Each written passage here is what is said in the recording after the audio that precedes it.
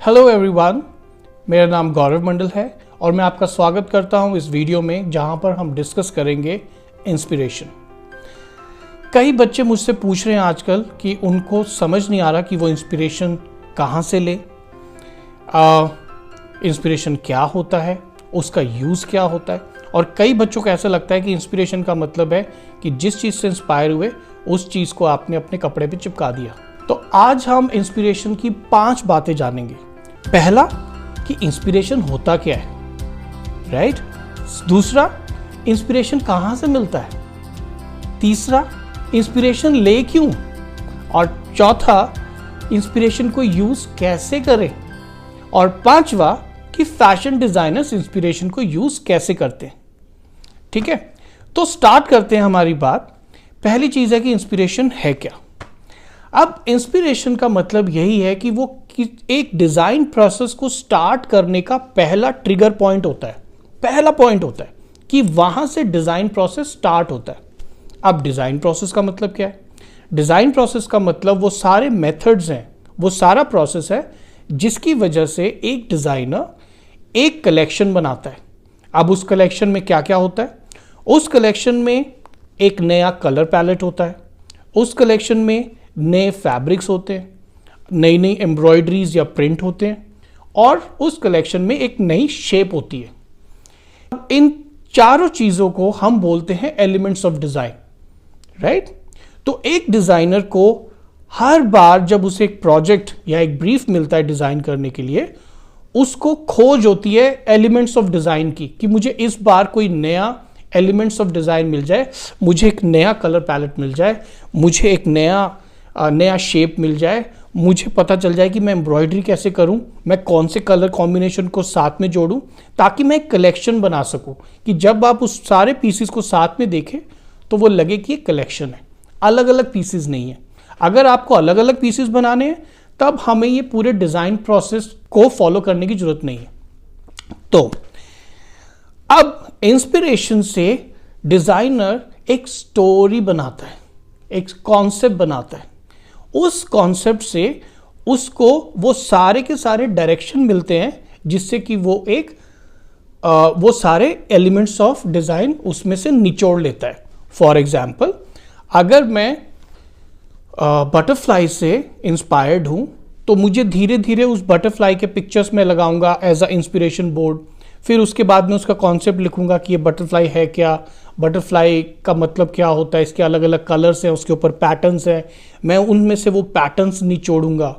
मैं उस तरह के कपड़े लेके आऊँगा जो बटरफ्लाई के पर के जैसे दिखते हैं, जैसे वेलवेटी कपड़े लेकर आऊँगा। फिर मैं उसको उस तरह से प्रिंट कराऊँगा, उन पैटर्न से प्रिंट कराऊँगा जो मैंने प्रिंट डेवलप किए होंगे। फिर उससे मैं उस तरह के कपड़े बनाऊँगा। तो पहली चीज समझ आ गई कि इंस्पिरेशन क्या है। ये सिर्फ एक ट्रिगर पॉइंट है, सिर्फ एक स्टार्ट पॉइंट है एक स्टोरी लाइन बिल्ड करने के लिए। ठीक है, अब दूसरा जो क्वेश्चन है वो है कि हम इंस्पिरेशन ढूंढे क्यों। इसका आंसर मैं दे ही चुका हूं पहले वाले क्वेश्चन में ही कि हमें एक स्टोरी लाइन बनानी है। हर बार हमें एक नया प्रोजेक्ट मिलेगा, हर बार एक नया ब्रीफ मिलेगा और हमें उसके अराउंड एक स्टोरी लाइन बनानी है। ठीक है, तो इसलिए हमें इंस्पिरेशन की तलाश रहती है क्योंकि हमें एक कलेक्शन बनाना है जिसके अंदर कुछ सिमिलैरिटीज हो, जिससे कि वो एक फैमिली के लोग लगे। एक कलेक्शन बेसिकली एक फैमिली के लोग जैसा होता है, जिनके अंदर किसी की नाक थोड़ी सी मिलती है किसी से, किसी की हाइट थोड़ी सी मिलती है, किसी की स्माइल किसी से मिलती है। सारे लोग एक जैसे नहीं दिखाई देते मगर उनमें कुछ सिमिलैरिटी होती है।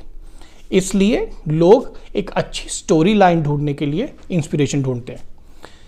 अब आ गया तीसरा क्वेश्चन। तीसरा क्वेश्चन है कि हम लोग इंस्पिरेशन को यूज कैसे करें। इंस्पिरेशन को 2 तरीके से यूज होते हैं। एक होता है उसका डायरेक्ट इंटरप्रिटेशन, यानी कि उसको जैसा था वैसे के वैसा मैंने यूज कर लिया। दूसरा होता है इनडायरेक्ट इंटरप्रिटेशन, यानी कि उससे मैंने एक ऐसा कॉन्सेप्ट निकाला जिससे कि वो कॉन्सेप्ट एकदम नया है, एक नया स्टोरी है, और उस स्टोरी पे से फिर मैंने एलिमेंट्स ऑफ डिजाइन निकाले। मैं इसका एक एग्जांपल देता हूं। अगर मान लो हमने ताजमहल को इंस्पिरेशन मांगा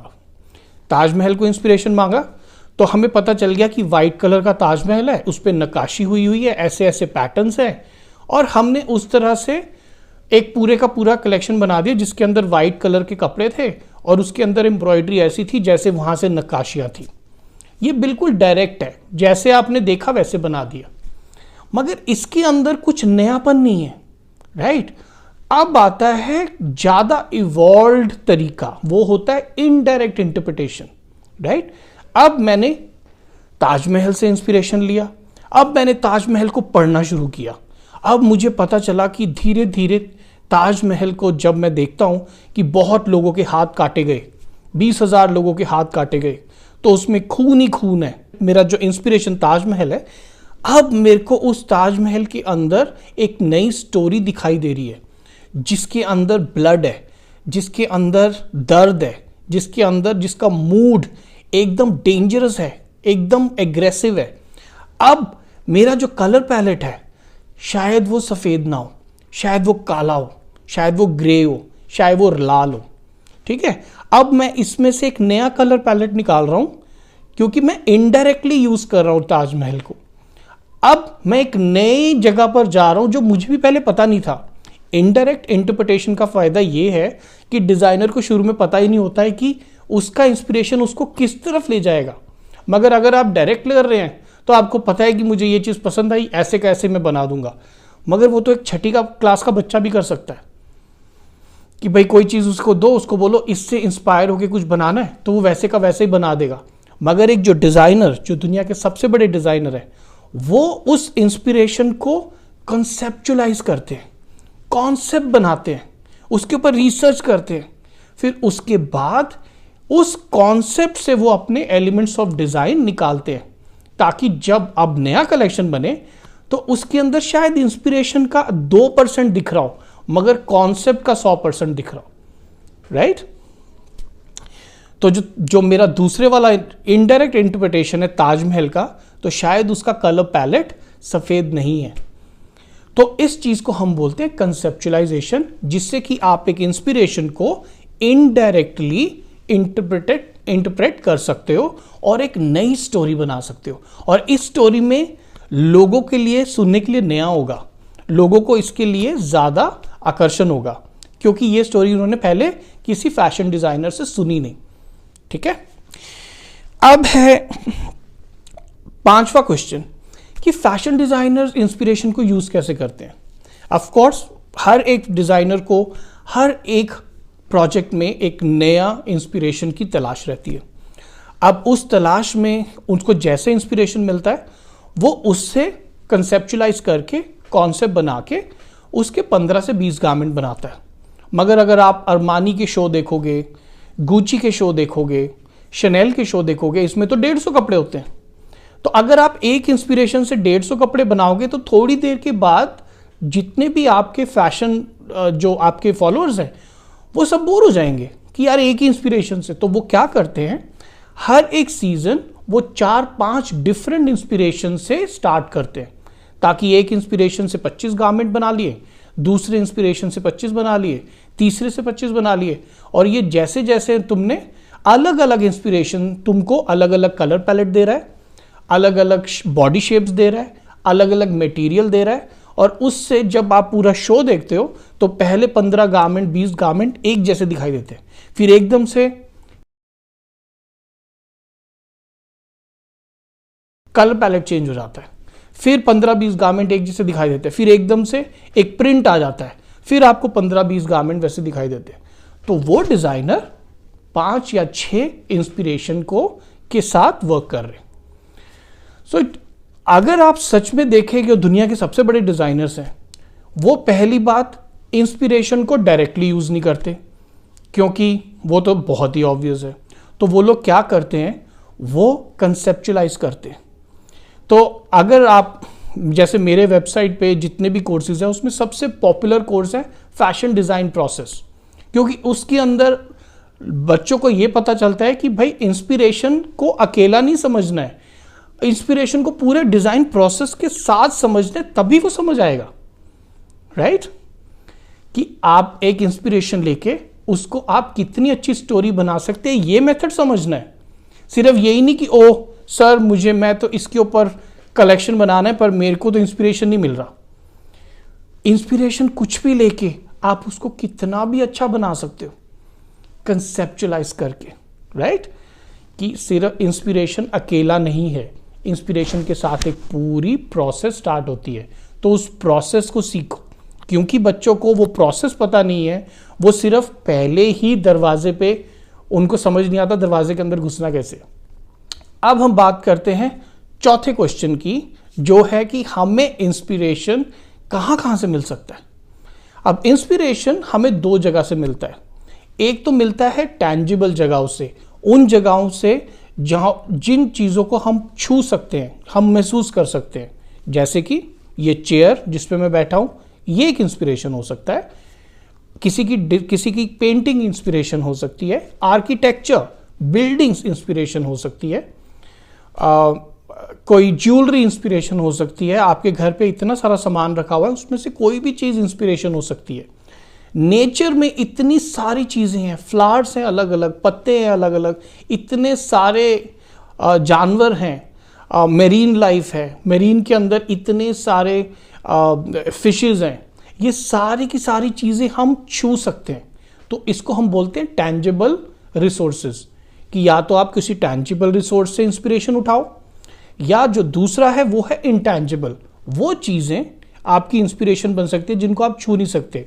फॉर एग्जाम्पल, आप कल्चर से इंस्पायर हो रहे हो, आप लैंग्वेज से इंस्पायर हो रहे हो, आप एक रिचुअल से इंस्पायर हो रहे हो, आप अपने किसी पुरानी एक रिचुअल आपके घर पे यूज होता था, आप उससे इंस्पायर हो रहे हो, आप अफ्रीकन कल्चर से इंस्पायर हो रहे हो, आप हिस्ट्री में कोई चीज, कोई घटना घटी थी, पानीपत की लड़ाई से इंस्पायर हो रहे हो, ठीक है, आप इंडिया की आज़ादी से इंस्पायर हो रहे हो, या आप किसी ऐसे हिस्टोरिकल आइकॉन से इंस्पायर हो रहे हो, आप मैरिलिन मोनरो से इंस्पायर हो रहे हो, आप मधुबाला से इंस्पायर हो रहे हो। इनको आप छू नहीं सकते, मगर ये इंस्पिरेशन दे सकते हैं आपको। आप चार्ली चैपलिन से इंस्पायर हो रहे हो।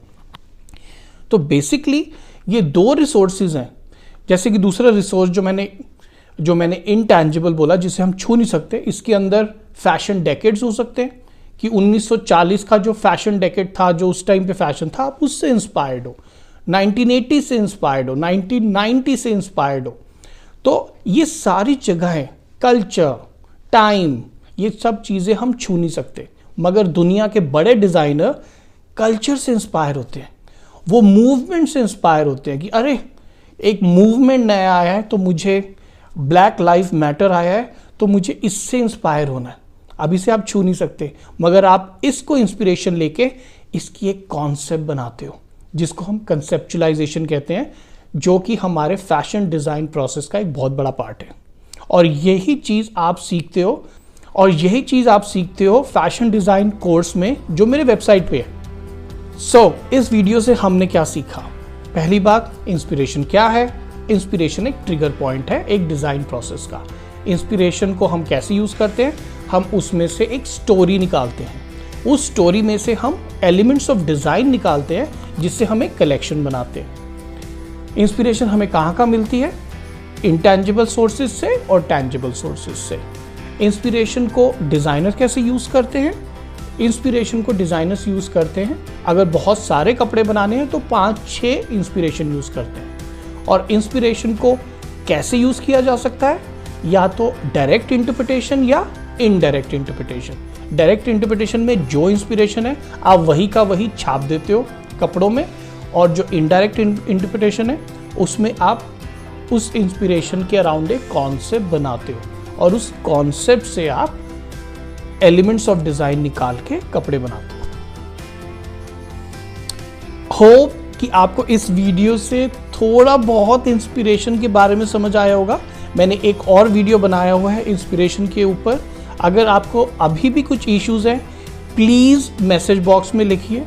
जैसे ही मुझे पता चलेगा कि आपके कुछ क्वेरीज हैं जो इस वीडियो से क्लियर नहीं हुए, तो मैं ट्राई करूंगा कि एक और वीडियो दोबारा से बनाऊं, ताकि आपको इंस्पिरेशन के बारे में समझ आ सके। और जितने भी लोग जिनको समझना है ये कंसेप्चुलाइजेशन, क्योंकि ये थोड़ा सा बड़ा है, मैं उसके ऊपर वीडियो नहीं बना सकता, आप प्लीज़ मेरे वेबसाइट पे आइए gaurav mandal.com। वहाँ पर पहला जो कोर्स है वो है फैशन डिज़ाइन प्रोसेस, आप उसे करिए।